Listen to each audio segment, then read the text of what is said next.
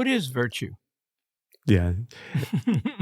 Again, in this case, it would be an excellence in acting, right, that allows you to fulfill your full potential as a human. So there's some sense in which it's the habits by which we act. I think that more in behavioral therapy then, we don't talk about virtue since you can't measure it, but we do talk about ideals, which are virtues by another name. It's a virtue that you're using as a kind of growth goal you set for yourself. Those ideals then, you can tell whether or not you're aiming for them. So it's a little more knowable. Am I actually ever aiming to be more loving, to be more of greater service, to be more generous and kind? So you can tell whether you're trying to consciously live by ideals. Whereas you ask, like, how generous or kind are you? Well, how would you quantify that? So psychology looks more at what you're using to aim to grow in.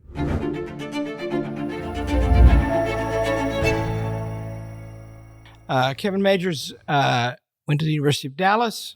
He grew up a nerdy kid reading Thomas Aquinas by the time he was 10 years old. I think before that, he went into medical school at University of Texas, Southwestern Medical School. He ended up teaching at Harvard, where he teaches cognitive behavioral theory, which is the rage, and I think a good thing, but we're all going to find out about that. Welcome. Thank you so much for having me, Larry. Thanks. I am an avid listener of your podcast, mostly with Sharif, who stands over there while we do this. And you were introduced to me by my student, David Morrell, who happens to be in town. He's a show pony lawyer now. And I've become a great fan of yours. And I've never had a psychiatrist, except now I have one because I listen to your podcast all the time. Your podcast is called Optimal Work. Why work? Because work is the way that we approach challenges in life. So I got my start in psychiatry by specializing in treating anxiety disorders. So even when I was a resident, my residency actually covered the cost for me to get trained at the Beck Institute. So I got to get trained by some of the best people, including Aaron Beck, in how to do exposure therapy for anxiety. And all I learned there is it's about challenge. And right now, the main way we can approach challenges is through our work. Work is really the ordered approach to challenge. Explain what is exposure therapy? Yeah, so exposure therapy is when you're afraid of something, say heights. Well, then you go to my office and I have a balcony, and we'd go on the balcony, and that was the old way of doing exposure therapy. So you have the person approach the thing that they're afraid of voluntarily while the alarm is sounding. And that produces something called safety learning. And you could only do it voluntarily.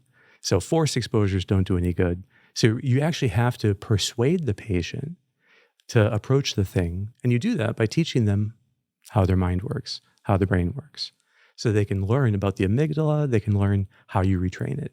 And then they get this idea that, okay, now I'm up for it. I want to start to do this kind of safety learning.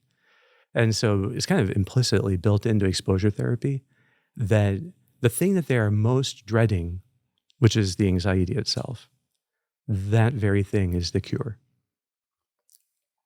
How does this exposure therapy relate to cognitive behavioral therapy? It's the behavioral part. It's the behavioral part. Yeah. But it also includes in some way the cognitive part. So these were two strands that developed and got united in like the late 70s, 1980s into one school of thought called the CBT. The cognitive part was developed by Aaron Beck, and that is looking at how do you work with distorted thoughts. So when people have automatically negative thoughts, then how do you help them with that? Well, eventually we got to learn how to practice this skill called reframing, which is where you learn to see the thought itself as an opportunity. So the very negative idea you might have, the negative thought you have, is there a way that that could actually bring out your best? What would it look like for that to happen? And that means then you need something to be anchored in.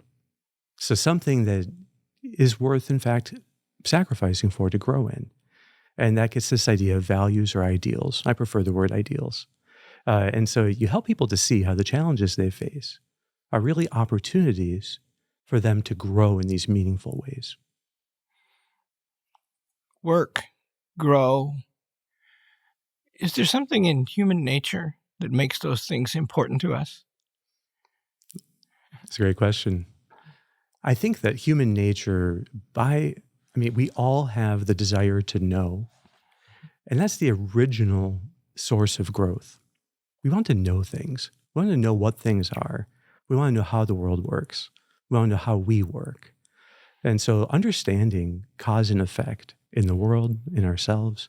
So I think that there is a sense that being captivated by the truth, and wanting to know more, that's in some sense, the original idea of growth in us. But that then extends to all these other ways that our nature is perfectible. So you grew up reading Thomas Aquinas. Yeah. And still read him daily. That's true, I do. And that's a really weird thing to do. And did you grow up reading Aristotle? No, not until University of Dallas. I see. And you wrote your senior thesis on Aristotle. That's true. I've been told. Yeah. So have you changed? Because CBT, cognitive behavioral therapy, is the thing in psychology now, isn't it? Yeah. And have you changed it because you read those guys? My original goal in reading Aquinas was to learn how to think. So I wanted to find something to be challenging, but so I tried to find the most challenging thing I could. And I'd gone to the library in the Edina, Minnesota public library and grabbed a book off the shelf that was the thickest. And it happened to be the Summa Theologica. And I was a sophomore in high school actually at the time. And my initial goal was I wanted to be intellectually stretched by something that was serious. I felt like so much of the reading I had done wasn't serious in that way. And instead, what I found was a genius at whose feet I could sit. And I think I've been sitting there then ever since. So there's almost no other person I can read that produces the same kind of reverence in me.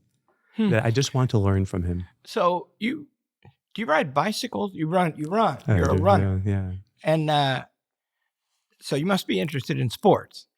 And if you listen to great athletes tell how they did it, the way you just described that, which I haven't heard before about Aquinas, that story is exactly parallel to their story. I did this thing and I fell in love with it and I gave myself to it. And for a long time, right? So where does that come from? What made you like that, do you think? I guess my parents had the biggest role in that on earth. I think that it was a certain guidance and a certain light that I got.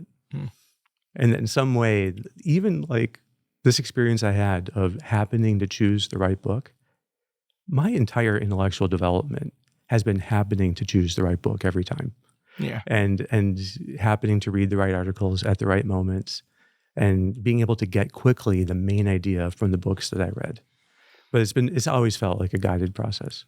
See, I learned from my reading of Aristotle and Aquinas, not as much Aquinas as you, but quite a lot of Aristotle, that your parents and God, to both Aquinas and Aristotle, are very important in making you. But the most important thing is you. And the most important thing about you is what you want. And you have your wants. You have those particular wants. Like you could have been a marathoner, maybe, and given your life to that. And you like that, right? Endorphins flow through you and all that stuff. But no, you like this. Isn't it an odd turn after growing up? I mean, I don't know anybody else who grew up on Thomas Aquinas. But and I know quite a lot of people who know a lot about him. You're strange. Isn't it odd to go to medical school after that? Why did you do that? Yeah, it's a strange certainty I always had that my path was medicine. And I even had it that I didn't want to learn any psychology until medical school. I wanted to take the medical approach to understanding the person and to be grounded in what we knew best. And to me, the neuroscience and the biology and physiology, those are things that, in fact, we understood best. I wasn't convinced that the rest of what I knew of psychology would be such a sure foundation. Sure foundation. Yeah. Psychology translates the study of the soul. Yeah. What's the soul? In Aristotle?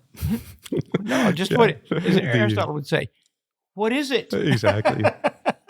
Not according to Aristotle. Yeah. What is it? Yeah. Yeah. And in some ways, it is the life of this kind of body, right? And it is what makes the body to be what it is. But it goes beyond the body. And we can know that it goes beyond the body because our experience is not a bodily experience. Our daily experience is much deeper than that. And physiology as an experience is a very shallow kind of experience.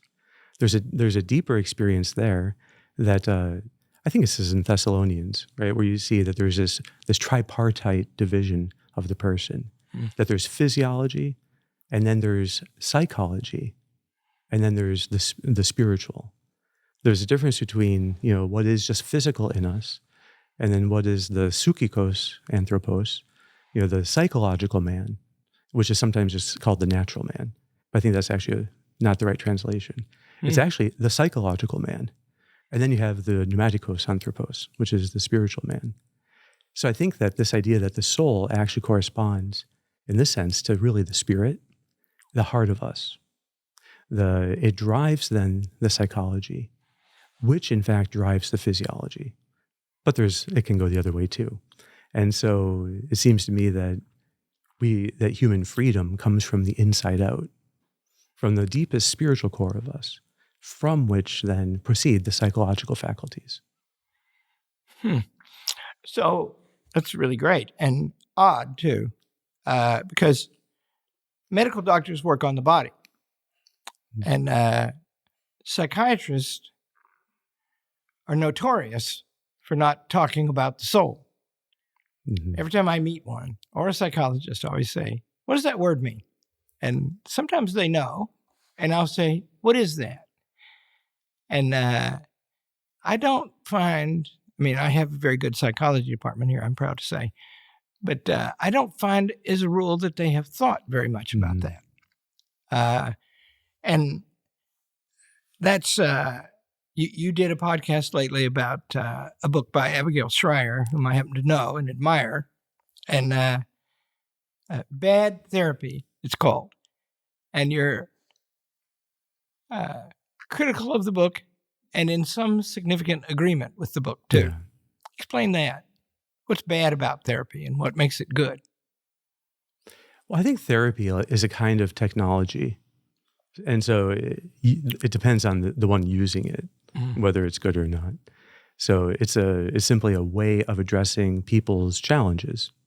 And you could do that in a way that tries to remove from the person the opportunity to grow by using therapy to blame others, right? Or to blame a system. So you somehow try to remove human agency and freedom, but with a misguided sense of compassion. So you're trying to alleviate suffering by removing responsibility. I think that's a deep problem. So behavioral therapy, does that start with B.F. Skinner? Yeah, in a way, the concept of operant conditioning came from Skinner. I think that there's actually a lot to be said for it if you understand it correctly. I read Beyond Freedom and Dignity, and I read it in undergraduate school before I knew enough to know that what a bad title for a book.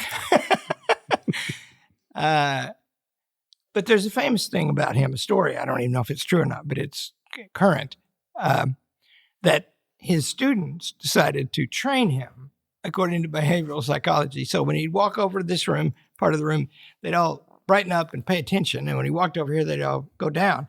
And they'd track how much he was, and they taught him the way he taught rats or pigeons to go over to that side of the room. Is that, and the point then is if you look at the world, that is causality. That kind of thing is causality of human being. Does addition of cognitive to behavioral therapy widen is CBT behaviorism with the soul added in? Is that what it means? I think that more can be said in defense of Skinner, actually. Oh. Yeah, I think so you have this idea of positive reinforcement and negative reinforcement. And oftentimes this is seen as, well, if someone does something kind for you, and then you thank them, you show appreciation, and then they're more likely to do it again. It's usually presented as if it's just manipulation. And negative reinforcement is the beeping you get in the car if you don't put the seatbelt on. And then the cessation of that noxious stimulus is also training. And that's what a negative reinforcer is. But you can read all of Aristotle into that distinction in terms of the ethics. Because anytime you act on a negative emotion, that negative emotion is a painful stimulus. When it ceases, the relief you get is the negative reinforcement. And that's why people act on negative emotion. So people only act on negative emotions like anxiety or anger to make them go away. And that's negatively reinforcing. But then the flip side is that the positive reinforcer is virtue itself. And virtue produces what are called virtuous cycles, that they become more pleasurable, you get greater and greater mastery and become more and more meaningful. So you actually have this sense that when you act on virtue, when you're actually seeking the good, it gets easier and more rewarding. And that's positive reinforcement. What is virtue? Yeah. Again, in this case, it would be an excellence in acting, right, that allows you to fulfill your full potential as a human. So there's some sense in which it's the habits by which we act. I think that more in behavioral therapy then, we don't talk about virtue since you can't measure it. But we do talk about ideals, which are virtues by another name. It's a virtue that you're using as a kind of growth goal you set for yourself. Those ideals then, you can tell whether or not you're aiming for them. So it's a little more knowable. Am I actually ever aiming to be more loving, to be more of greater service, to be more generous and kind? So you can tell whether you're trying to consciously live by ideals. Whereas you ask, like, how generous or kind are you? Well, how would you quantify that? So psychology looks more at what you're using to aim to grow in. So I'm interested in that word work, because Aristotle was very interested in the word, right? Yeah. The best translator, in my opinion, of Aristotle is a man named Joe Sachs, who taught at St. John's. And he translates energeia as being at work. Yeah. And he thinks that everything that has being is at work. And a rock is sitting there being a rock. Mm-hmm. And it's a kind of a radiation. And for human beings, we're made to work, which means to move and act, but also to contemplate, which is extremely active in one sense, and in another sense, entirely passive. You become one with something else. Now, you want people optimal work. Do you mean that word as a big word that encompasses the whole of human purpose and life and happiness? I think that work is open to every ideal. And I think that you can only grow in virtue to the extent that you are working it. So every kind of virtue to grow in it is a kind of work. So I do think that work then is central to what it means. Even St. John of the Cross, when he asked, why do more people not become contemplatives? His answer was, because they refuse to work. They're not doing the work it takes to actually, and so there is this process that I think that there is a function of work that allows us to learn how to break every vicious cycle. So that's what first function, to stop the bad, obnoxious habits we have. And we have to learn to approach those challenges in a new way. But work also then can help us to grow in every virtue. You can deliberately practice any ideal in any hour of work. But in some sense, everything that rises must converge. And so the higher you get in ideals, the more they grow into one ideal, which is charity. So the highest kind of love, that is what directs it. So you end up then trying to bring that more and more into every hour of work. So I think that rightly understood, when you think of the traditional distinction of like, how do people grow? And the Greeks called it catharsis, photesis, theosis. Or it's the purgative, illuminative, the unitive ways in the West. Work is actually the essence of all of those. It's learning to work with those qualities in mind. So if we could actually do the theosis work, which is if you could turn work into contemplation, then yes, work would be capable of fulfilling the highest needs of the human heart. Because it's active. Aristotle defines happiness. It's very frustrating. It takes like 10 very dense pages in the Ethics before he tells you what it is. Mm-hmm. First of all, it's the one big thing you got to look for, and it's not this other thing, and it's not this other thing, and some people think it's this, and that's not right, and on and on and on he goes. Finally, he says, it's an activity of the soul in accordance with virtue. Mm-hmm. Activity, that's work. Mm-hmm. Soul, we've talked about that. Mm-hmm. In your practice and in optimal work, and by the way, I urge people, I will do it more than once, you should go and listen to the podcast because there's 160 some of them, if I count right, and I've listened to them all, and some of them more than once. And this boy over here, David Morrell, who's now a man, I guess, he got me doing it. And I suggest that you listen to them. And then if you do listen to them, you will want to do something. I only found out about it today. You can subscribe, and then you can get trained remotely. And I, myself, have purchased the master class and not done it. That means I'm guilty of non-optimal work. But I'm constantly reminded of that fact by the podcast, and it makes me better. It'd be better if I actually did it. But I'm going to subscribe now, and I suggest that people do. It's a delightful thing. It will teach you not to multitask. It has taught me that I ought not. It hasn't taught me not to do it. Yet. Yet. Very good. And by the way, this particular therapist is strict. Pleasant, but strict. So are you trying to make people happy? Trying to do everything we can to get them on the path. Yeah. Yeah, absolutely. We call it flourishing. That's another way of calling it. Yeah. But you're flourishing when you can actually bring your highest ideals into this, even the smallest challenges. So ideals. Yeah. I think I know what yours are, and you reveal them, but you often don't define that word. Mm-hmm. Do some people have bad ideals?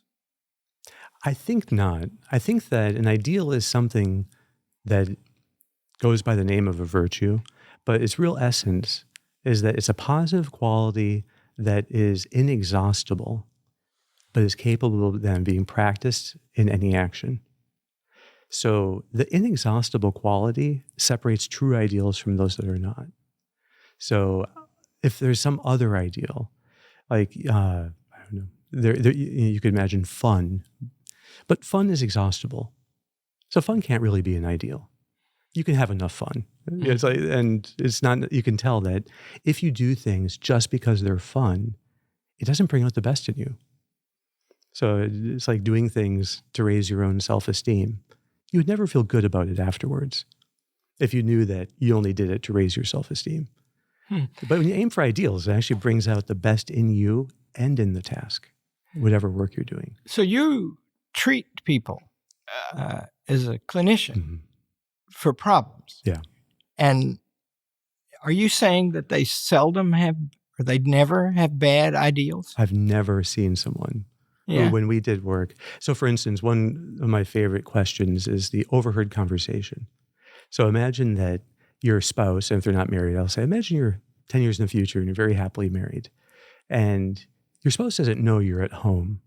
And so they're talking on the phone with a friend who's never met you. And you listen in and you realize that they're bragging about you and about how wonderfully well you treat them. What would it make you happiest to hear them say in how well you treat them? I have never gotten a bad answer to that question. Huh. And what's interesting is once they start naming things, they'll find that, okay, so they'll say, I'm thoughtful, I'm caring, I'm encouraging, wise, generous. And then they realize that you can actually live those with your children as well, and with your friends, and with your coworkers, and with your clients. In fact, you can live them in every relationship. So when you're trying to help somebody, you think you're helping them toward a goal that they already have. Exactly. I see. And you've said a couple of things that imply that the work of pursuing those goals is their work, and they can't do it. You can't do it for them. That's right. See, isn't that great? You'd be, I hereby invite you to join the faculty of Hillsdale College. You are fully qualified to do that. That's very kind of you. I'd love to be able to do it. Sometime when you get a sabbatical. That's right.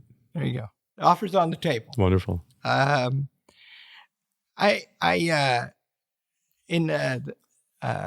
In the beginning of the ethics, in the first sentence of the ethics, which in graduate school we spent a month reading, and he says, every art and every inquiry and every action and every choice seems to aim at some good, and therefore it has been beautifully said that the good is that for which all things aim. And that's an extremely pleasing sentence. Yeah. I've never encountered anybody who read that and saying, that's really cool.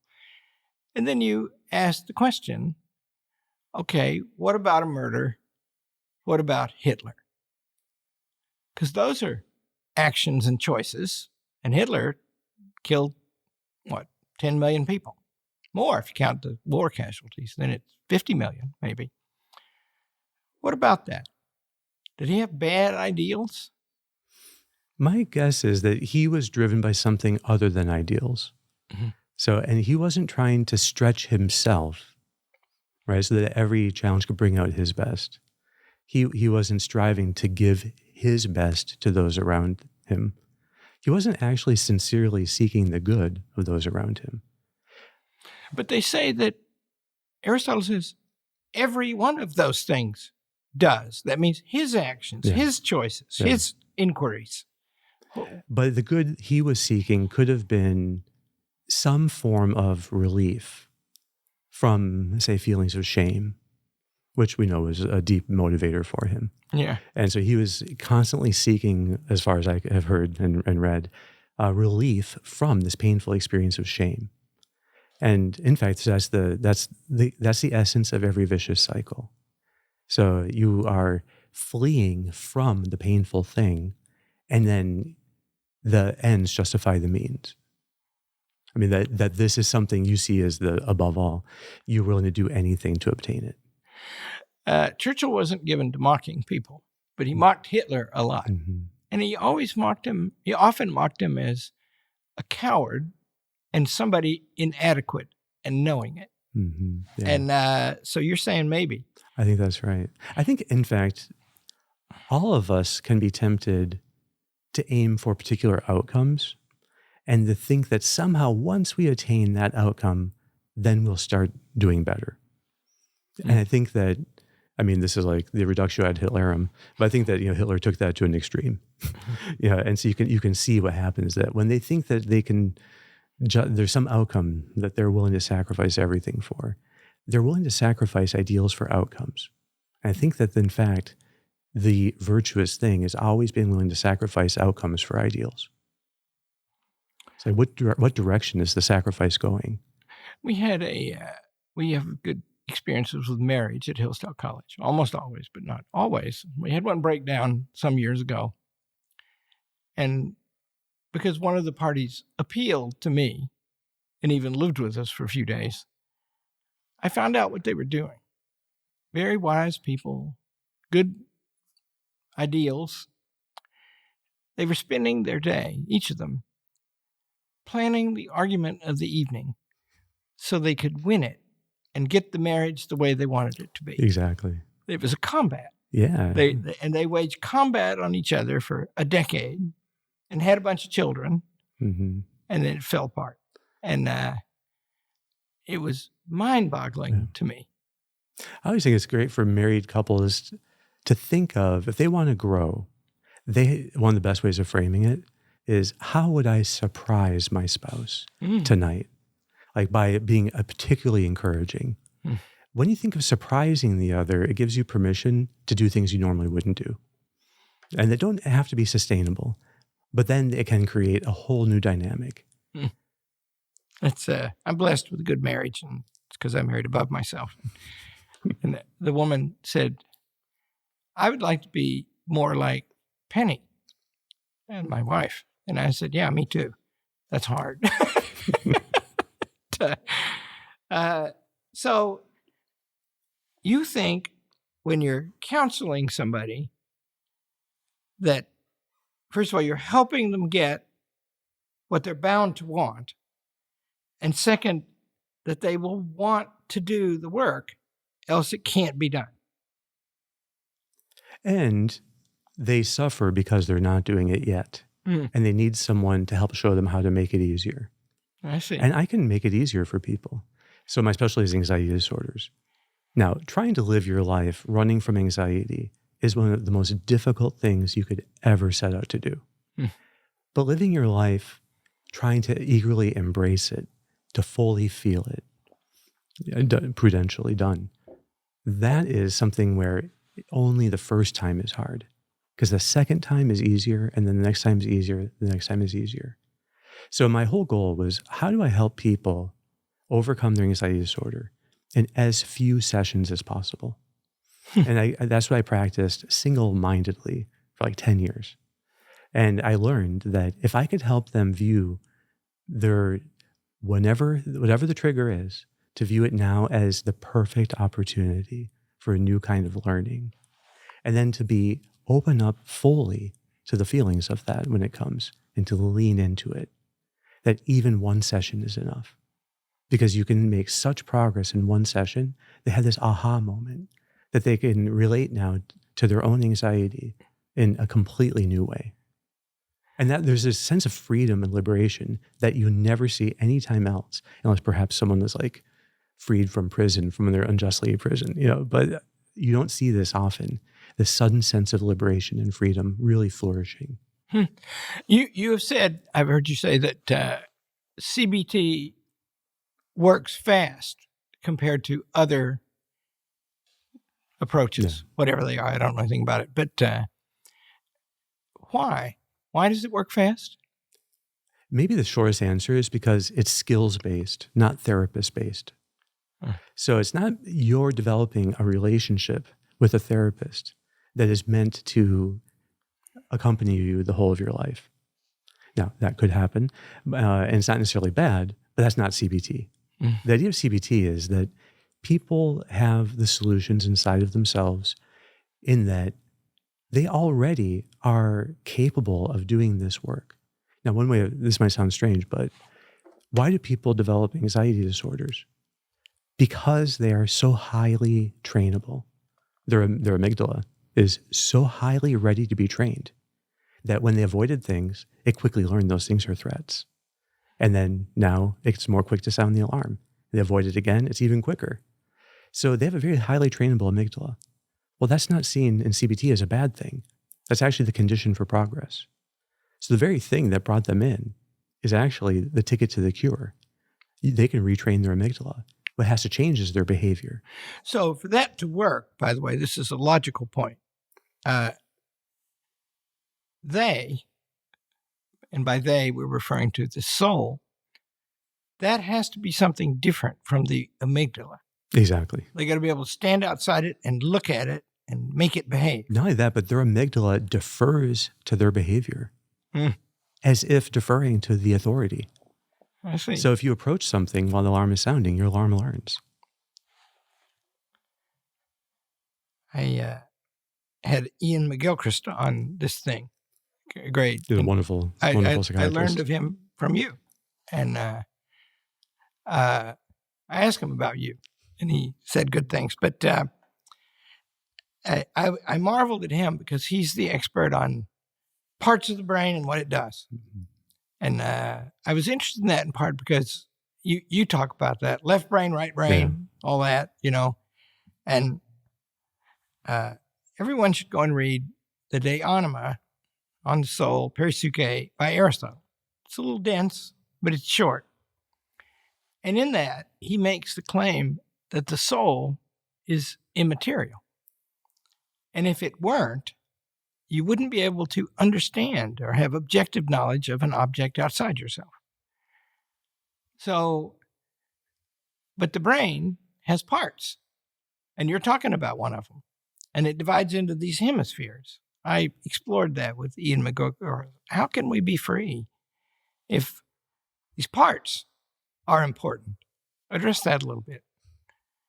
Yeah, there has to be something deeper than the parts that is the source of freedom. Even so, the right brain, left brain is a very interesting divide.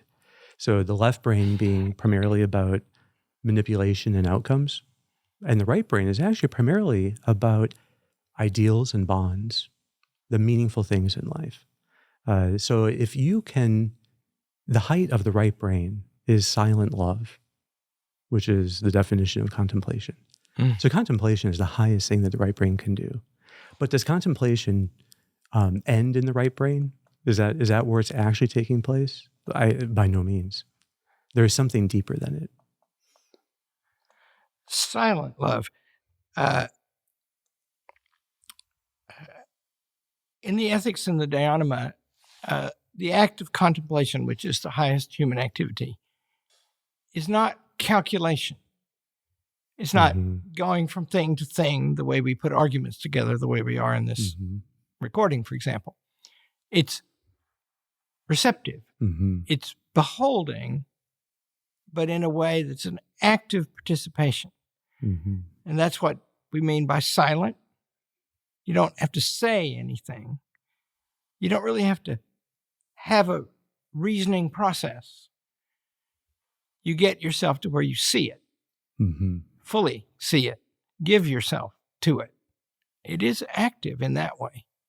Do you think people want that by nature? Yeah, I think it's the only thing people want. Only thing. I think that's the ultimate thing that people want. I think that in some ways, in my mind, the goal of a university education, I think, is ultimately to make people capable of metaphysics. So, and capable of experiential metaphysics. Define metaphysics. So metaphysics here is broadly the study of being, but it's understanding the difference, it's understanding the analogy of being, and that created substances are being held in being by God. And so that when you experience your own act of being, you're actually coming as close as you can to the immediate experience of God. And so I think that the height of philosophy is actually to help people understand this pathway to actually experience God. And so it should be that in universities, we're able to take and to train those who are capable of receiving it to get to this deeper reality. I think it's this insight that created the Middle Ages, the understanding of being in metaphysics, and the sense of the presence of God. But that I think is the height of learning, but it's also I think the height of practice. It's the height of work, to actually understand how do you actually stay in the presence of God all day long.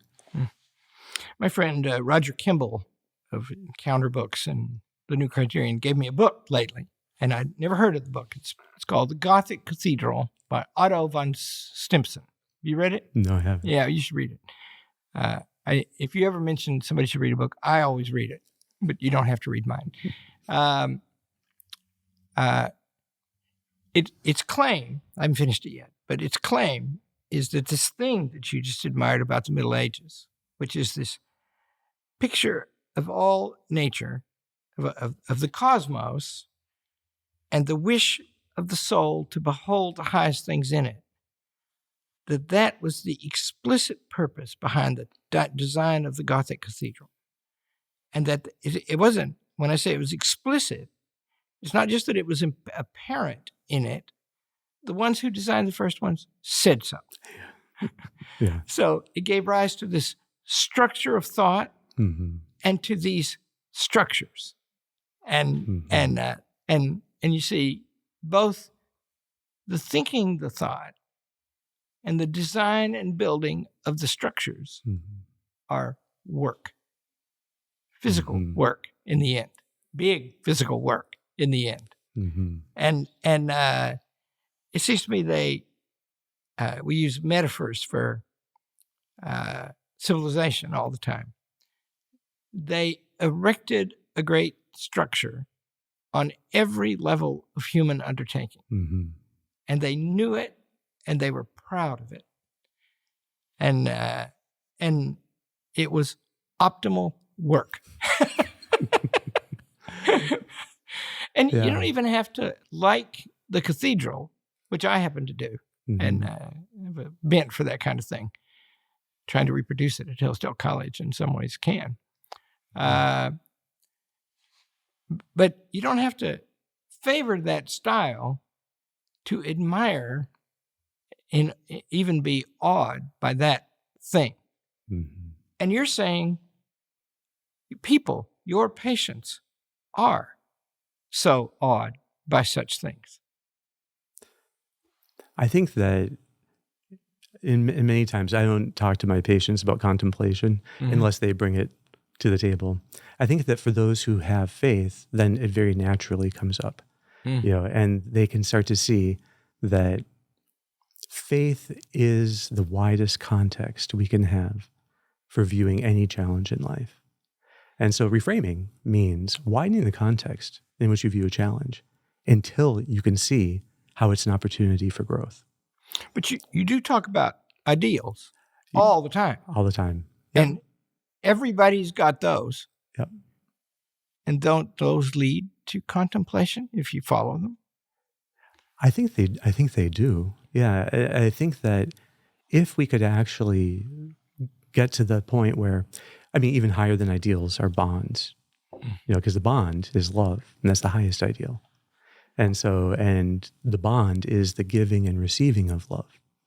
And so it's passivity and activity perfectly combined. And so when people are looking at improving the bonds in their life, the work that I do with them feels that it's at its best. It's at its kind of most glorious. Because if you're really serious about building the bond, that leads you to be sincere and humble and generous. And I think that those three combined are what make magnanimity. So magnanimity is, being, I think, the virtue that makes every virtue better. But it does that through the bonds that we have. I feel better about something I did. My younger daughter got married, and we had to speak. And I now have a second worthless son-in-law, as I like to say. They're actually both very fine young men. But I said, I wonder if marriage is not the most important ceremony. And the reason is, these things that are celebrated in marriage are necessary to good living, but this is an iron commitment to another. In other words, it takes these things, fidelity, work, service, loyalty, it takes all those things, and it means a commitment to another, seals it in a bond. You think like that? I totally do. Yeah. That's, people need that, right? Yep. And I think the ultimate goal of contemplation is to experience your own act of being as your end of the bond. Your end of the bond with God, who then is sustaining you in being. So I think that the marital, the spousal relationship, that bond is, I think, the image of the kind of even more primordial bond, the bond with God. C.S. Lewis writes an argument that I've always loved and find effective to understanding in me and my friends and students. And that is, he says that you have the evidence of God inside you all the time. Mm-hmm. Because first of all, you know that you can do things that are essential that other creatures around you cannot do. Mm-hmm. And you know that you cannot do them perfectly. Also, you know that in you, there are higher and lower bits. Mm-hmm. And so just look at yourself and you'll see that something more perfect is implied. Mm-hmm. And that seems to me. But when you talk so much about ideals, first of all, in your practice, as you relate it in your podcast, that's a thing to conjure with. People agree with that, right? Your ideals. Mm-hmm. And you don't, and I could accuse you of being a relativist. I'm on the alert for that because Mm-hmm. it's everywhere in the world. But it's a thing to conjure with, and you don't really even have quite to define what that might be, Mm-hmm. because what you're saying is their definition is likely to be good. Even that's right. extremely likely to be good. In fact, you said in your practice, in all cases. I think that only true virtues can produce virtuous cycles within us. And that's something that false ideals would never be able to do. And I think that's very true and wonderful for you to articulate. I also think it's extremely important to the whole being of human beings and the structure of the world that people are given to that knowledge. Mm-hmm. I'll say one more thing about Hitler because it's my line of work. I'm in the business of understanding tyrants and statesmen. One way to put what I do.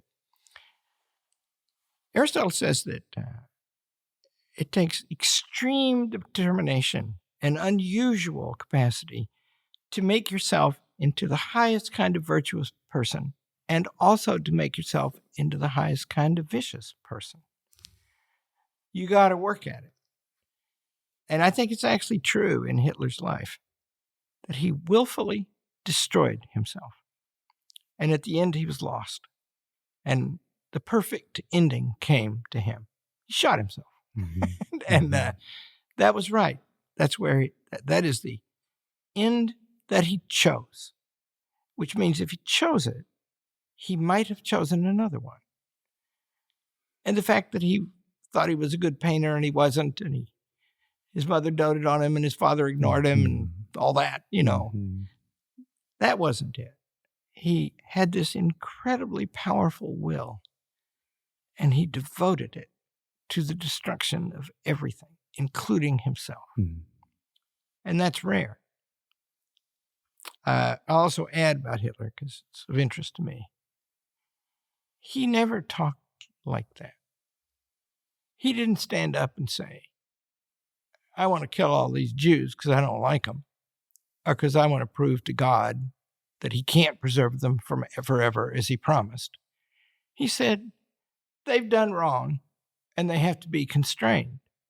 In other words, in public, he's always making a claim of justice. Mm-hmm. And that means that he knew, as you know, that appealing to false ideals is unpersuasive. That's great. That's right. Viktor Frankl had said that no matter what the psychiatric disorder and how severe it is, there is always a core of freedom that remains. Yeah, tell people who he is. So Viktor Frankl is a Viennese psychiatrist who got put in Auschwitz, and afterwards he wrote a book, Man's Search for Meaning, which became very popular. He had a kind of theory that it was called logotherapy. But I always have to tell people, because I have all these good people that ask me about logotherapy and, whether I practice it. Mm. And I'll say, well, I have asked you that. Yeah. It's not really a form of therapy. Yeah. So it's an idea that meaning can be found in any circumstance. Yeah. And it's up to you to find the meaning in it. In that, he was a precursor to CBT. Yeah. That's the precursor of the cognitive element. He also had this idea of paradoxic intention, that whatever the problem is, you make it the goal. So, for instance, if your problem is insomnia, then you make insomnia the goal. You try to stay up. If stuttering is the problem, you make stuttering the goal. And paradoxic intention can actually cure many things. Yeah. Yeah. And in some ways, that's the basis of, well, not that it was founded on it, but it's very consonant with the idea of exposure therapy. So anxiety is the problem, then make anxiety the goal. You'll soon find you can't make yourself anxious anymore. Everyone, in my opinion, everyone should read Man's Search for Meaning. It is an account of the meaning, almost a happiness, to be found in Auschwitz. Yeah. And he must have been, he died in, sometime in the last 20 years, I think. Yeah. And he must have been a very great man. Wrote that book. And yeah, I tried to read, when I was in college, I read every work that he had in English. Mm. Yeah. And yeah. I was deeply impressed by him. Yeah. You can, I'll go on a little bit more about this. I've only read that book, but I've read it more than once. There's a night when it's cold and the guards have been bad and the food had been particularly bad and they're freezing. And somebody says, it's the only thing where he really demonstrates, indicates his own greatness in the camp. And he says, somebody calls out, "Tell us something, Viktor." And he relates what he said, which is, this has meaning. Our suffering is not for nothing. People will know about it and learn from it. And everyone was comforted by that. Mm-hmm. I just think that's, the book is an amazing achievement. I don't know if I know any higher achievement anybody ever made than giving that speech in that camp. It's a remarkable thing. Okay, I want to talk about the society a little bit.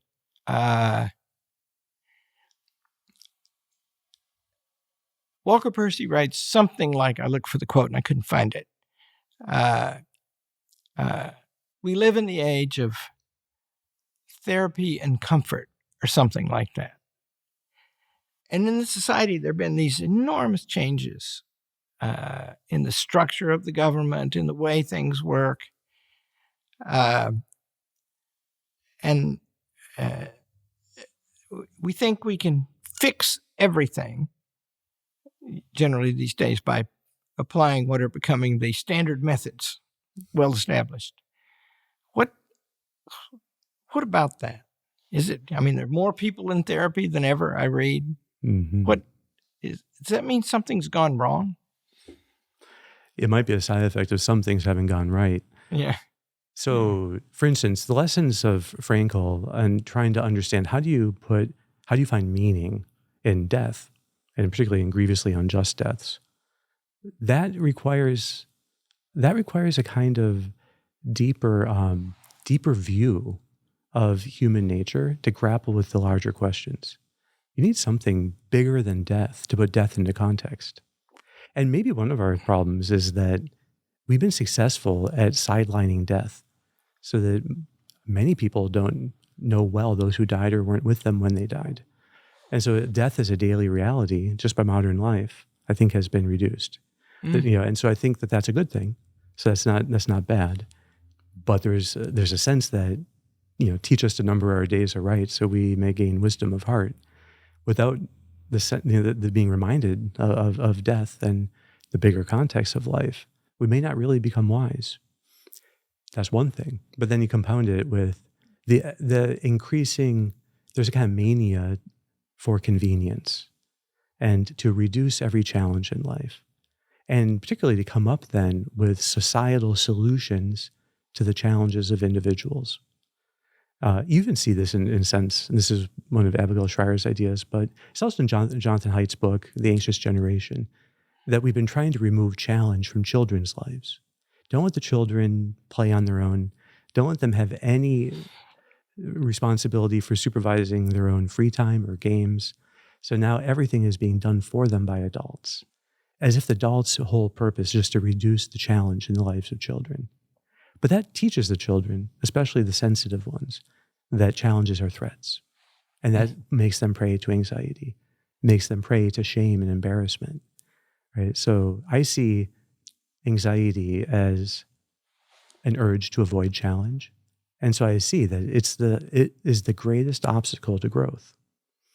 Or maybe you could say it's growth on the verge of happening. If they could make use of the adrenaline it gives to actually do the work. And so there's this wonderful thing where adrenaline can be used for work or it can be experienced as anxiety. So I think that we've come to view, like, the goal is to reduce work, to reduce the need for hard work in people's lives, to have a government supply everything so that people never have to grow through challenge. But I think that there's something here that actually kind of takes away from the ability of people to thrive. That's great. One of my favorite expression at the end of every freshman convocation, when I welcome the freshmen, is I always say at the end, "Get your boots on." Mm-hmm. They want to. Yeah. So I have two more questions. One is, we're inviting you to help us make schools better. We have a lot of them now, and we influence with others. And what should schools do to help the students, those who have depression and those who don't? How would you?